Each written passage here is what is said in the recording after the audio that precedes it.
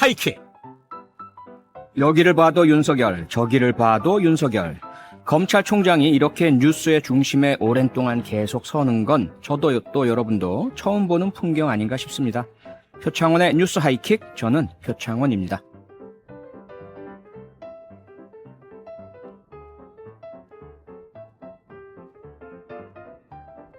오늘 검찰이 윤석열 총장의 장모 최모 씨를 소환 조사했습니다. 최 씨는 요양병원을 설립한 뒤 불법으로 급여를 타낸 혐의를 받고 있는데요. 자세한 내용은 잠시 후 성장경 기자와 함께 짚어보겠습니다. 지지율 이야기도 빼놓을 수 없을 것 같습니다. 최근 대선 후보에 대한 여론조사에서 윤 총장의 지지율이 가파르게 상승하는 것으로 나타나고 있는데요. 야권의 후보 부족이 만들어낸 일시적 이상현상인지 아니면 지속 가능한 새로운 대안의 탄생인지 장성철 정치평론가와 함께 윤석열 현상 분석해 보겠습니다.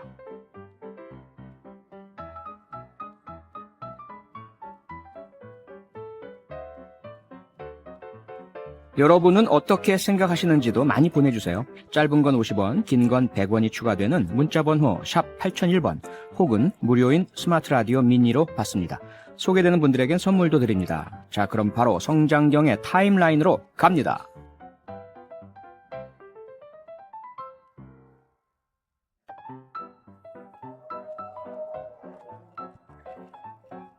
성장경의 시간은 거꾸로 흐른다.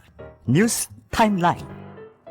뉴스의 시간을 거슬러 올라가는 남자, MBC 보도국의 보배, 매일매일 성장하는 성장경 기자입니다. 어서 오세요. 네, 안녕하십니까. 네, 성장경 기자 보도국의 고참 선배시잖아요. 근데 아직도 성장하시면 어떡해요? 키는 안 크네요. 아, 그렇군요. 멈췄습니다. 네.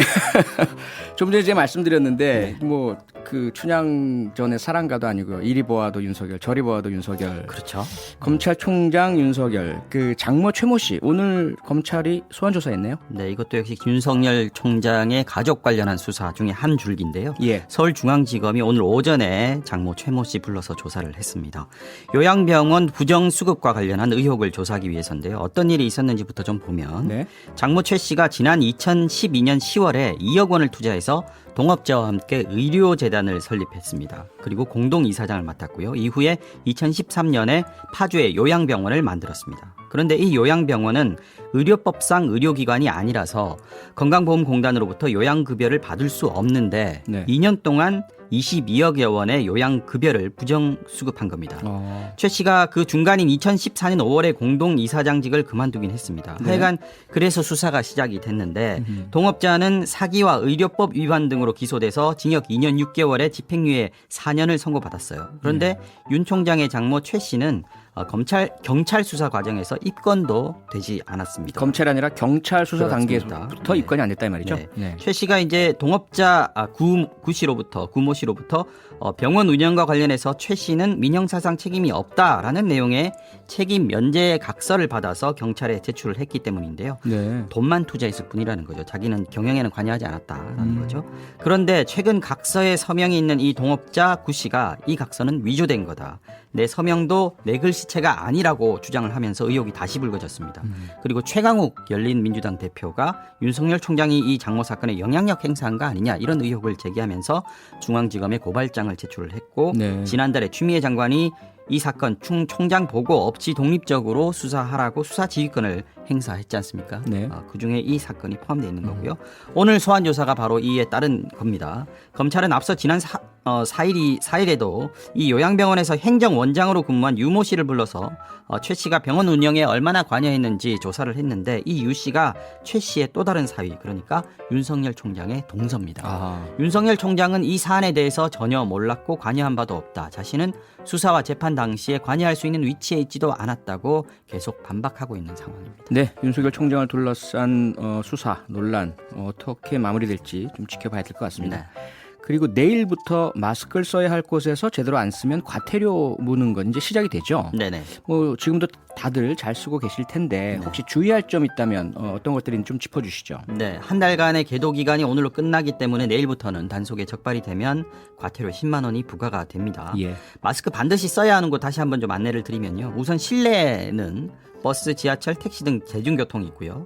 실내 골프 연습장, 탁구장, 헬스클럽 등 실내 체육시설, 그리고 공연장, 학원, PC방 등입니다. 그러니까 다수의 사람이 모여 있는 실내 공간은 대부분 마스크 제대로 써야 한다 이렇게 보시면 될 것 같고요. 네. 실외라 하더라도 집회나 시위 장소, 행사장 등에서는 마스크 안 쓰면 과태료 부과 대상이 됩니다. 그리고 마스크 종류도 있지 않습니까? 네. 보건용, 수술용, 또 비말 차단용, 그리고 일회용 마스크도 되고요. 면 마스크 다 가능한데 망사형이나 밸브형 마스크는 본인은 보호가 되지만 상대방에게 다른 사람에게 바이러스를 옮길 수 있기 때문에 안 되고요. 네. 스카프나 옷으로 입 가린다고 해서 인정 안 됩니다.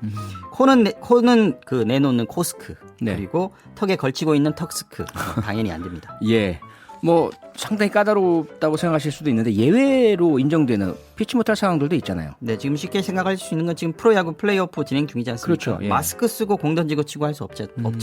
그래서 시합하는 운동선수 예외로 인정이 됩니다. 네. 또 수영장이나 목욕탕에서 마스크 쓸 수 없어서 물속에 있을 때는 마스크 안 써도 뭐 단속 대상 당연히 안 되고요. 네. 또 저희처럼 방송 출연할 때도 예외 상황으로 인정을 해주는데 다만 촬영이 이루어지고 있을 때로 한정이 됩니다. 지금 뭐 이 스튜디오 안에는 물론 이렇게 칸막이가 있습니다만 나가면 저도 마스크 바로 써야 되고요. 저도 그렇습니다. 네. 네. 뉴스 보시면 화면 왼쪽에 수어 통역 하시는 분들 비춰지지 않습니까? 그렇죠. 이분들은 마스크를 쓰면 입 모양이 보이지 않기 때문에 손으로만 수어를 하는 게 아니고 네. 입 모양을 보고도 청각 장애인들이 볼 수 있거든요. 근데 마스크 쓰면 청각 장애인들이 어떤 말을 하는지 제대로 알아들을 수가 없기 때문에 이런 편의를 위해서도 마스크 쓰지 않습니다.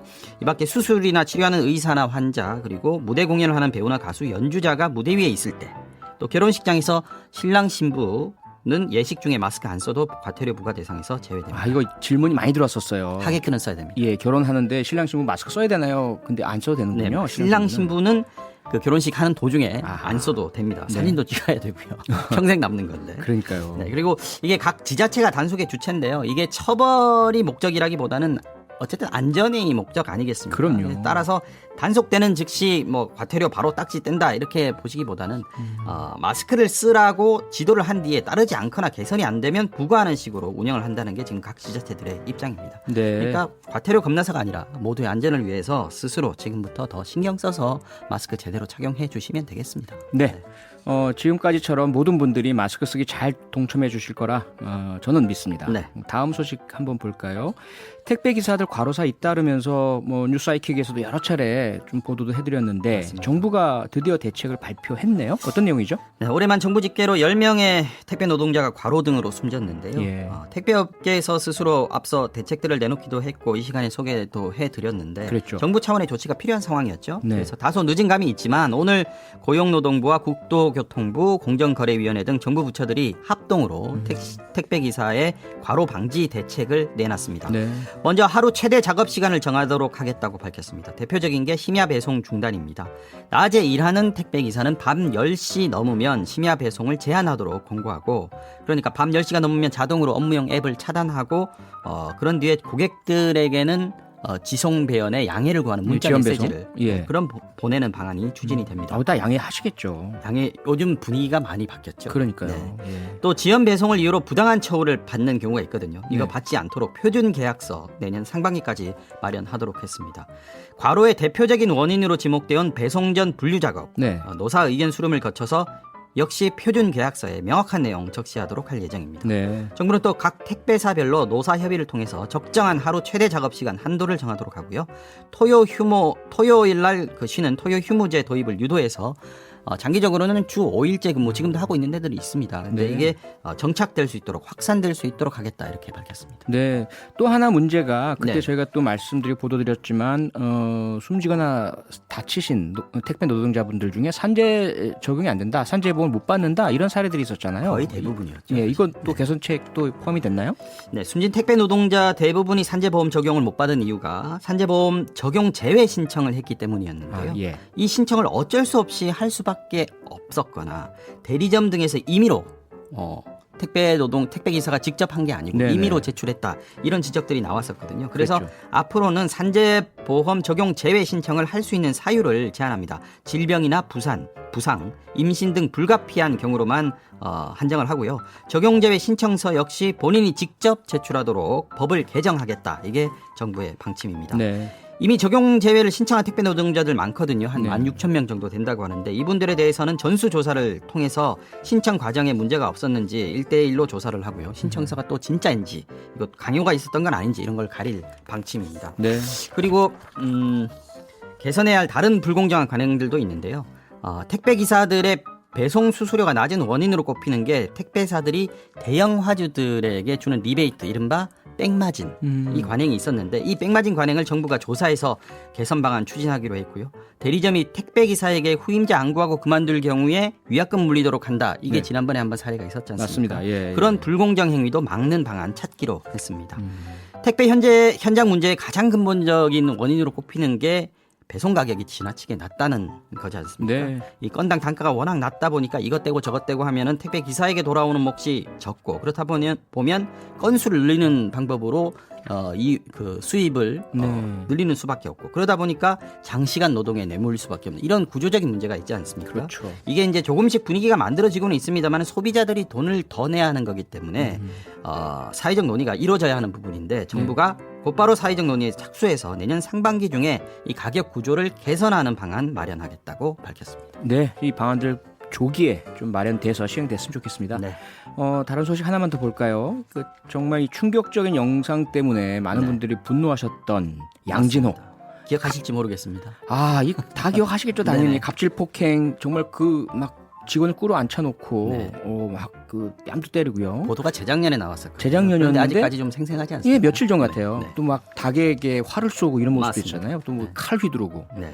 양진호 오늘 항소심 결심 공판 있었죠. 네. 언론을 통해서 전 직원의 뺨 때리는 장면. 예. 네, 소리도 뭐 아주 짝짝 소리가 나는 그런 그러니까요. 충격적인 영상이었고요. 직원들에게 말씀하신 대로 살아있는 닭에게 활을 쏘게 하는 그런 장면들이 공개가 됐었죠. 이 양진호 회장에게는 상당히 다양한 혐의가 적용이 됐었는데요.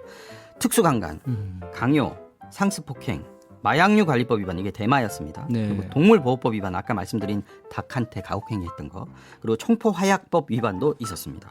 웹하드 카르텔을 통해서 음란물 불법 유통을 주도하고 또 아내와의 불륜관계를 의심해서 대학 교수를 감금해서 폭행했던 그런 혐의도 받고 있습니다. 그렇죠. 이게 이제 지난 5월 1심이 있었습니다. 징역 7년을 선고받았었는데 오늘 검찰이 수원 고등법원에서 열린 항소심 결심 공판에서 징역 11년 내려달라고 재판부에 요청했습니다. 네.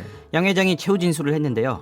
1년 넘게 수감 생활을 하면서 지난 시절을 복귀하고 반성을 많이 했다. 나의 말과 행동으로 피해를 본 사람들에게 진심으로 사과한다고 했고요. 이번 일로 갑질의 대명사가 돼서 사회적 낙인이 찍혀버렸다. 모두 나의 불찰이다. 이러면서 선처를 바란다고 말했습니다. 네. 항소심 선고 공판 12월 1일에 열릴 예정입니다. 근데 이분 말과 달리 그 여성 직원과 옥중 결혼식을 하고 대리 경영하고 이런 문제도 또 불거졌잖아요, 그 사이에. 네. 여러모로 뭐 말들이 많았고요. 지금 그러니까요. 변호인들도 이거는 굉장히 음모적인 고발이었다. 언론에 제보한 것도 조작이다. 뭐 이런 얘기들을 계속해서 하고 있습니다. 예, 여기까지 듣겠습니다. MBC 보도국의 성장경 기자였습니다. 내일 또 와주실 거죠? 네, 내일 뵙겠습니다. 네, 고맙습니다. 고맙습니다. 여러분은 지금 표창원의 뉴스 하이킥과 함께하고 계십니다. 이어지는 코너도 기대해 주세요.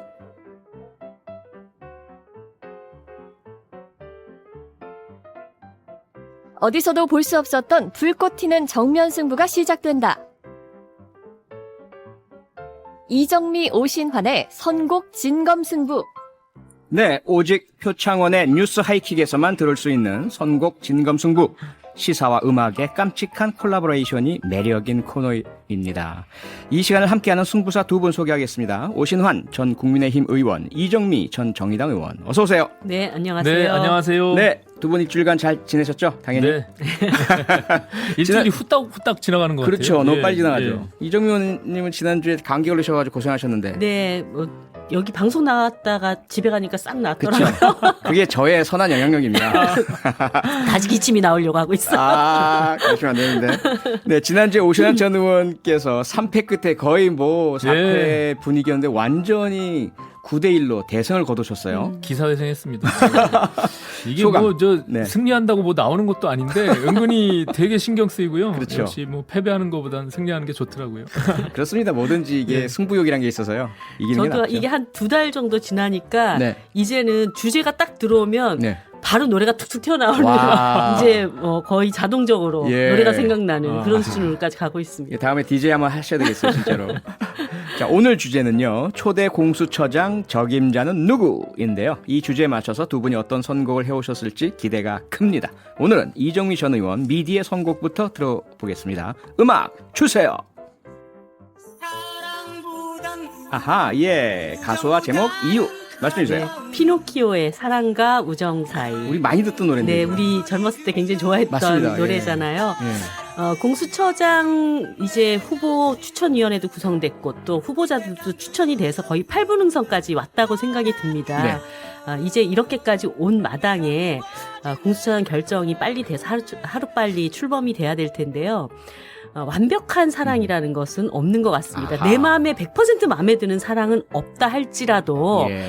저 사람이면 죽어도 안 돼 하는 정도의 수준이 아니라면 아니면, 합의를 해서 그 예. 사랑과 우정 그 사이에 적절한 타협점을 잘 찾아서 공수처를 제때 출범시키자라는 제 마음을 담아서 사랑과 우정 사이 완벽한 것은 없다. 예. 적정선을 찾자. 왠지 꿈보다 해몽이. 꿈보다 그쵸? 저 딱 그 말이 떠올랐어요. 꿈보다 해몽이란 게 상당히 노력을 많이 하신다는 건 알겠고요. 자, 여기에 맞서는 오신환 전 의원 신대의 음악은 뭘지 음악 주세요. 아하, 이걸 선택하셨군요. 그래도 가수와 제목 이유 말씀해 주세요. 예, 가수 안치환 씨의 예, 내가 만일입니다. 지금 뭐 10명의 후보자가 지금 노미네이트 돼 있잖아요. 예, 내가 만일 공수처장이라면 예, 모두가 내가 만일 공수처장이 되면 어떻게 하겠다라고 대국민 약속을 좀 했으면 좋겠다는 생각이 있고요. 공약같이. 예, 이게 지금 여야가 굉장히 큰 논란 속에서 어쨌든 출범을 하게 되는 건데, 네.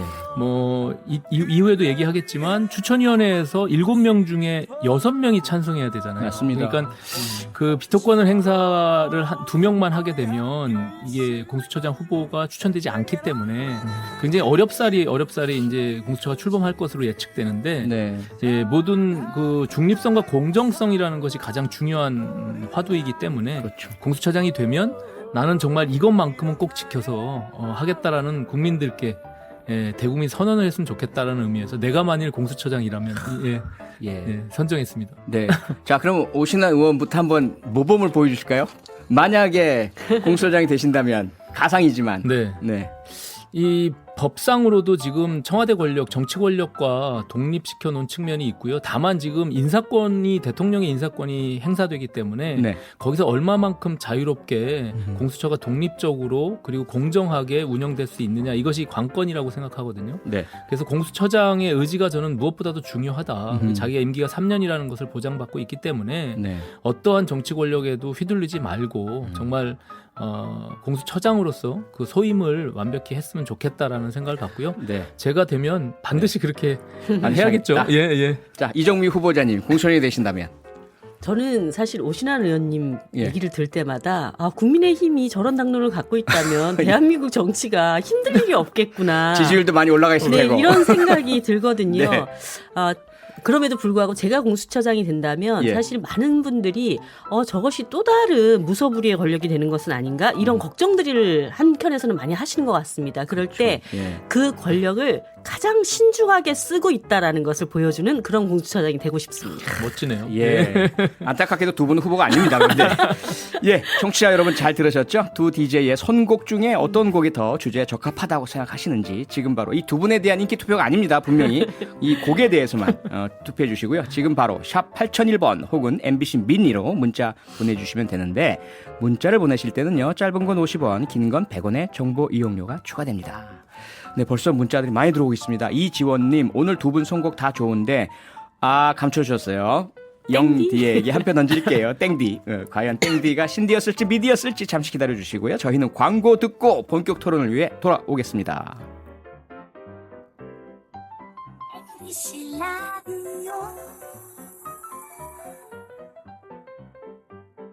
네, 선곡 진검승부 이정미 전 의원, 오신환 전 의원과 함께 하고 있습니다. 9349님, 오늘 두 분 선곡에 소름이 돋네요. 축구의 킬패스처럼 킬 선곡이네요. 오늘은 백중지세네요. 이렇게 평가를 다 해주셨고요. 오늘의 주제, 공수처장 후보 적임자는 누구? 신디는 안치환의 내가 만일, 미디는 피노키오의 사랑과 우정 사이 선곡해 주셨습니다. 자, 이제 본격 토론으로 들어가겠는데요.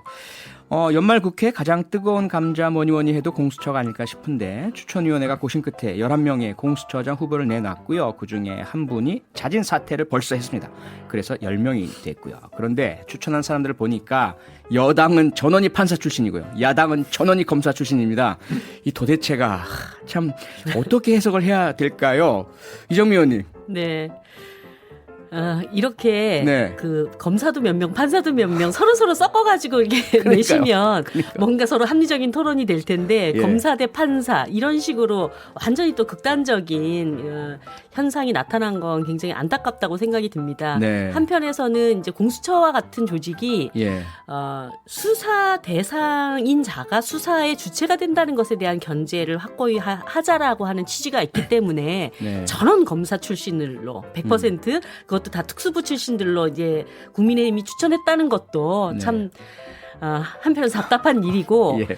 또 이제 집권 여당 입장에서는 그런 그 문제 제기를 받을 수 있지 않습니까? 이 공수처가 완전히 정권으로부터 독립되어서 그만큼의 큰 권한을 준 만큼 네. 확실하게 독립성을 가져갈 수 있느냐 이런 질문들을 받을 수 있는데 예. 거기에서 이제 판사 출신들로만 다 채워서 또 검사들을 확실하게 이번에 완전히 견제하겠다는 거 아니야? 이러면서 이제 저항을 불러일으킬 수 있는 이런 소지도 없지 않아 있는 것 같습니다. 그래서 네.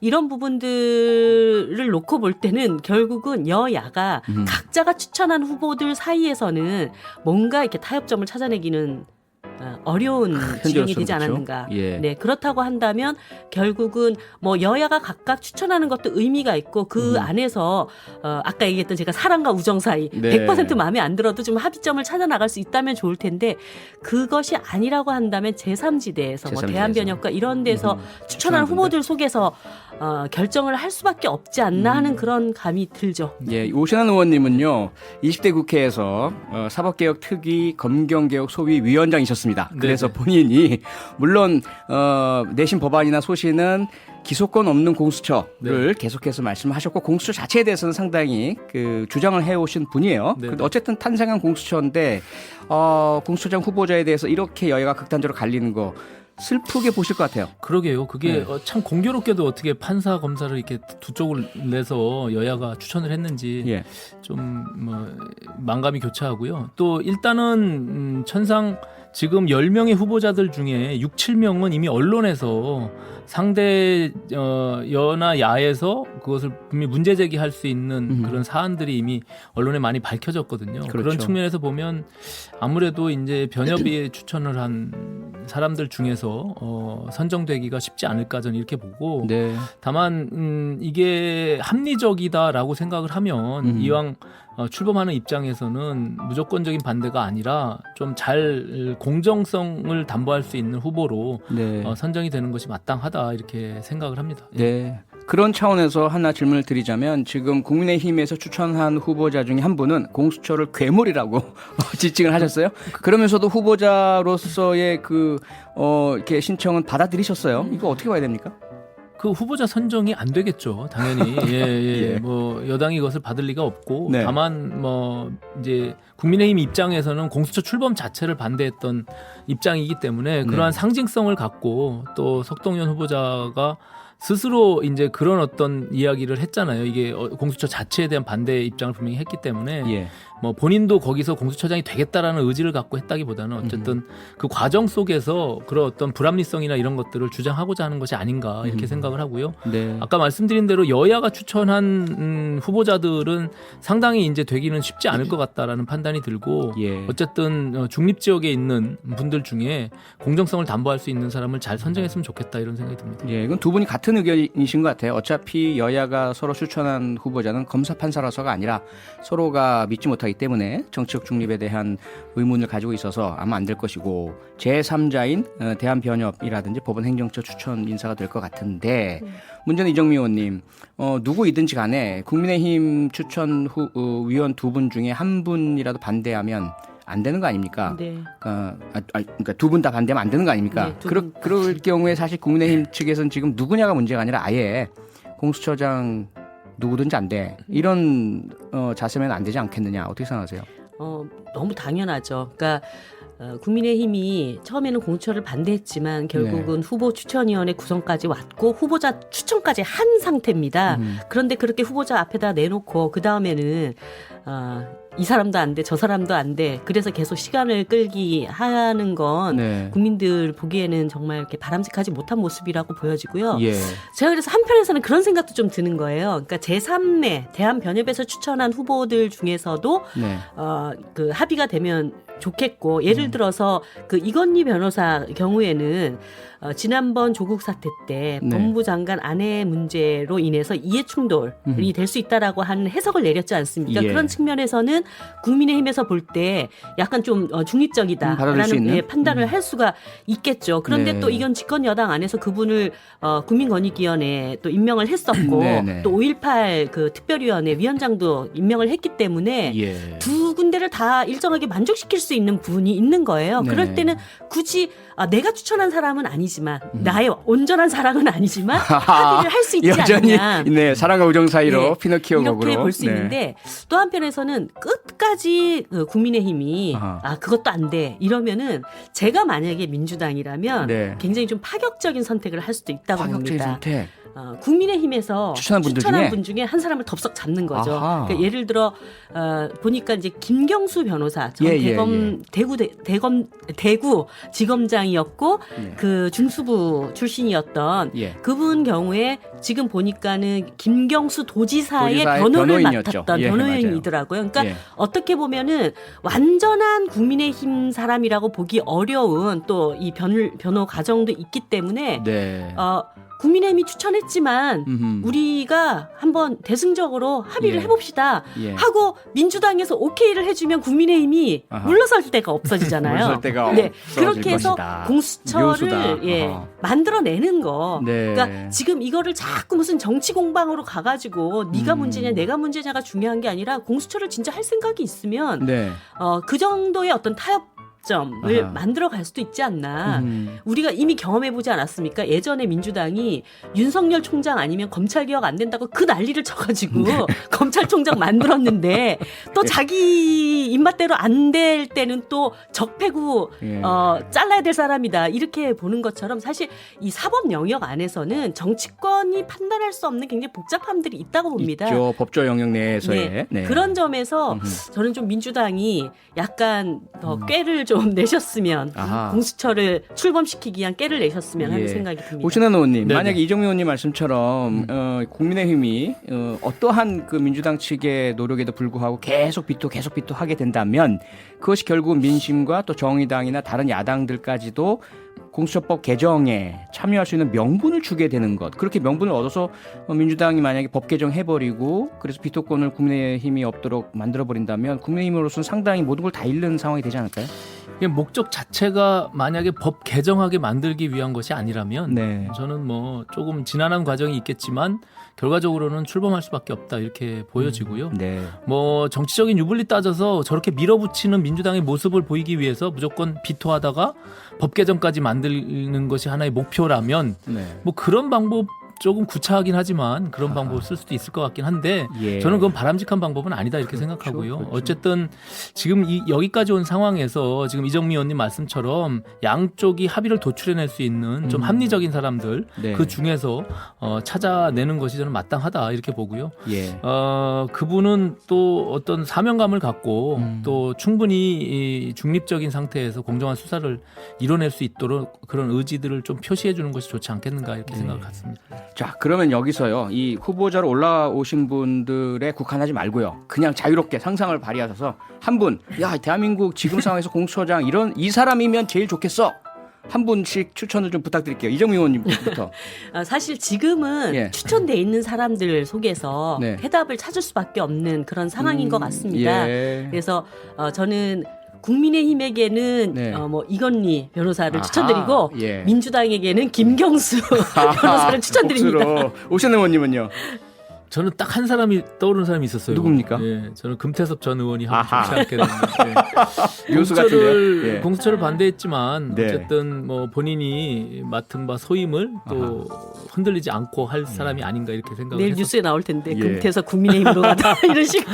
네, 드디어 청취자분들의 심판을 받을 시간이 다가왔고요. 5837님, 내가 만일 오신환이라면 저도 똑같이 이 곡을 선정했을 듯이요. 오신환 전 의원 이연승 예감이요 이렇게 주셨고요. 1117님, 방송 잘 듣고 있어요. 이정미 전 의원님, 노래 좋고 가수 좋고 다 좋네요. 이기열님, 신디, 내가 만일이요. 내가 만일 공수처장이라면 라임이 딱 맞지 않나요? 오늘은 신디 응원합니다. 1844님, 미디 선곡에 한 표 보냅니다. 7315님, 와, 제가 만약 공수처장이라면 왜 공수처가 생겼는지부터 생각하고 확실하게 진행하겠습니다. 오신환 의원님 한 표요. 오늘의 승자는 두두두두두두두두두. 네, 8대2로 신디 오신환 의원의 2연승. 야, 축하드립니다. 감사합니다. 네, 승리의 소감 부탁드리겠습니다. 예, 정말 공수처장이라면 네. 제대로 한번 해보는 그런 멋진 공수처장 만들어졌으면 좋겠습니다. 네, 예. 승리 소감보다 공수처에 대한 관심을 보여주셨고요. 이정미 의원님 패배 소감. 네, 지난번 패배했을 때는 아우 네. 다행이다 그랬는데 두 번 연속 패배하니까 기분 되게 나쁘시죠? 나쁘네요. 그런 겁니다. 다음 주에는 꼭 필히 역전하시기 세번 바라고요. 패배했으니 얼마나 기분이 나빴겠어요. 네, 다음 주에 뵙겠습니다. 고맙습니다. 네. 감사합니다. 여러분은 지금 퇴근길 넘버원 시사 프로그램 표창원의 뉴스 하이킥과 함께하고 계십니다. 의견도 많이 보내주세요. 짧은 건 50원, 긴 건 100원이 드는 휴대폰 문자 샵 8001번이나 스마트 라디오 미니로 보내주시면 됩니다. 그럼 계속 뉴스 하이킥 하세요. 대선판이 벌써부터 들썩이는 것 같습니다. 윤석열 검찰총장이 최근 여론조사에서 차기 대선 주자 1위에 올랐는데요. 2, 3위와 간소한 차이고 오차 범위 내에 1위이긴 합니다만 일부 언론에서는 윤석열 신드롬이다 이렇게까지 표현을 하고 있습니다. 이 현상 어떻게 봐야 할지 그리고 앞으로는 또 어떨지 정치평론가 장성철 공감과 논쟁 정책센터 소장과 얘기 나눠보겠습니다. 장성철 소장님 안녕하세요. 네, 안녕하세요, 의원님. 네. 죄송합니다. 예, 전화하네요. 오늘은 직접 안 오셨네요. 죄송합니다. 이 괜찮습니다. 자, 최근 나온 이 조사 한길 리서치 한 곳에서만 나온 것이라서 좀 한계는 분명히 있지만요. 그래도 이 정치 경험도 없고 여야 막론하고 이런 분을 그 현역 정치인들 다 제치고요. 1위로 네. 이게 여론조사에서 선정을 해주셨어요. 이거 굉장히 네. 특이한 상황인데 어떻게 보십니까?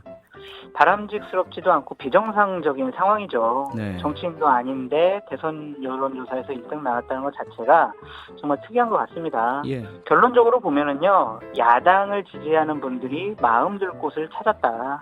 구심점으로 윤석열 총장을 생각을 하고 있다라고 보여집니다. 네. 특히 이제 지난 국정감사장에서 추미애 장관과 네. 여당 의원들에게 항거하는 모습에 야당을 지지하는 분들은 스트레스를 좀 푸는 것이 아니냐. 결국 대리만족을 느꼈다. 그래서 지지율이 이렇게 높게 나왔다라고 보여집니다. 네.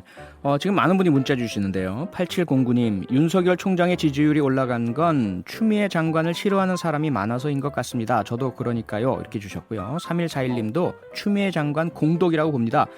이런 의견들이 많이 들어오고 있는데 그 언론에서도 이렇게 표현들을 많이 하더라고요. 헤드라인 중에 하나를 보니까 맞을수록 더 인기가 높아진다. 네. 국민의힘의 주호영 원내대표도 추미애 장관 때문에 지지율이 올랐다. 이런 분석을 내놨는데 네. 동의하십니까?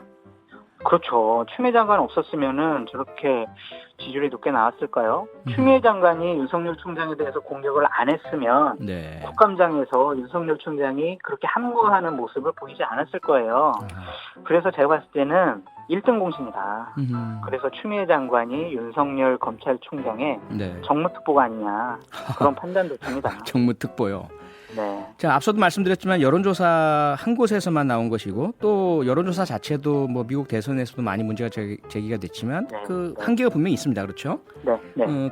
그런 점들을 일단은 생각을 하고요.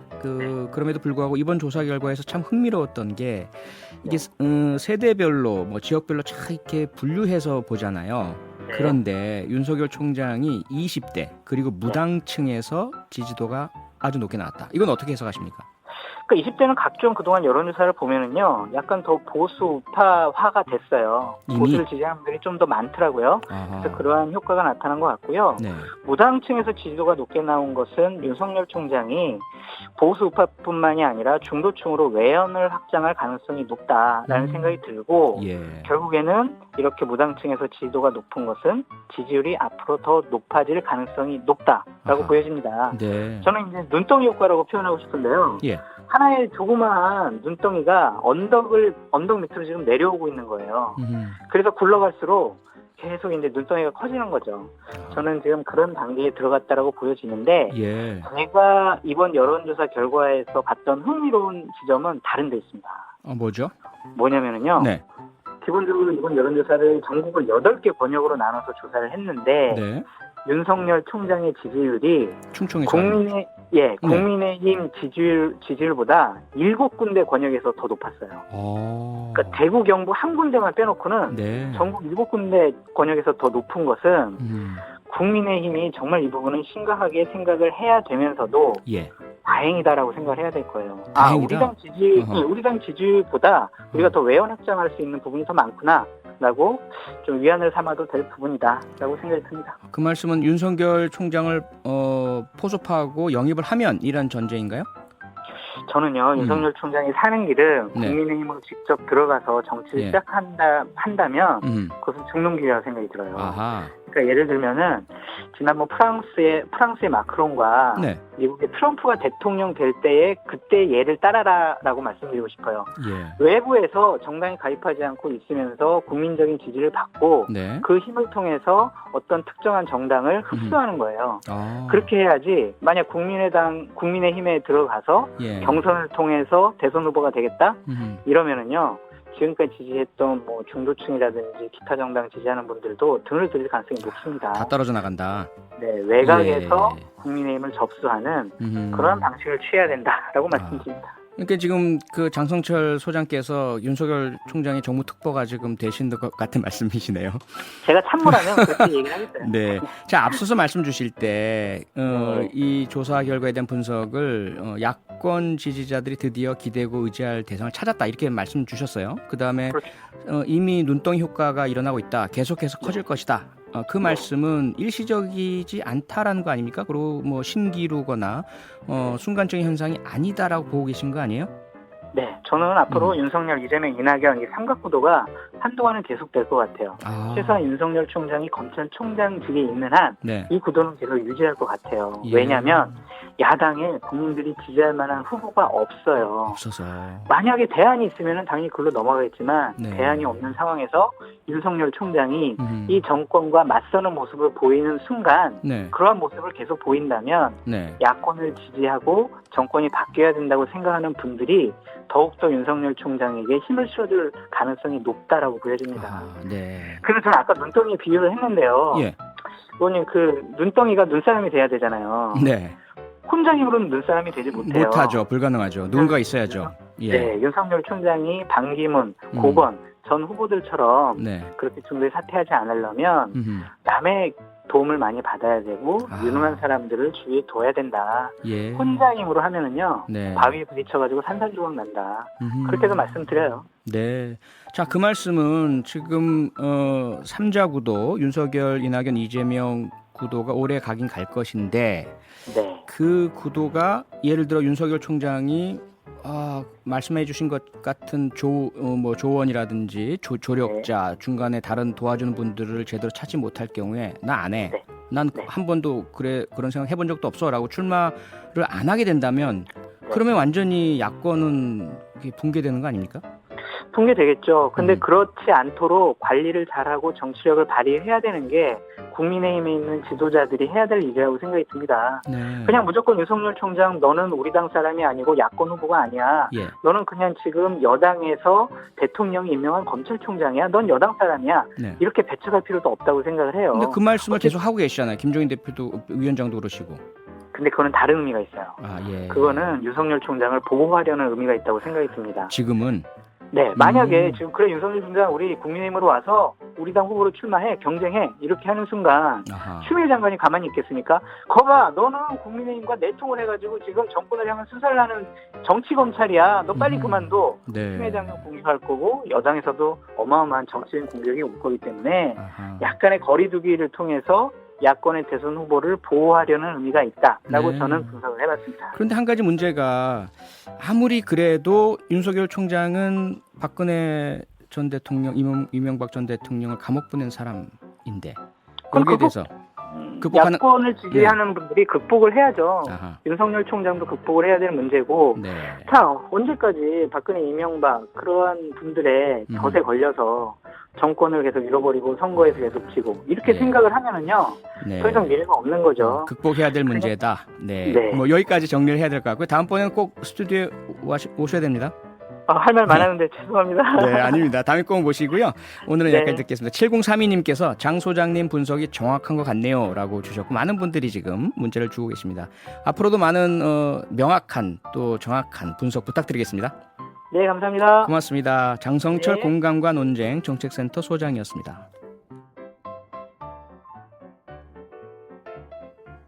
광고 듣고 왔습니다. 표창원의 뉴스 하이킥 함께하고 계시고요. 저는 7시 10분에 오늘의 표정으로 돌아오겠습니다.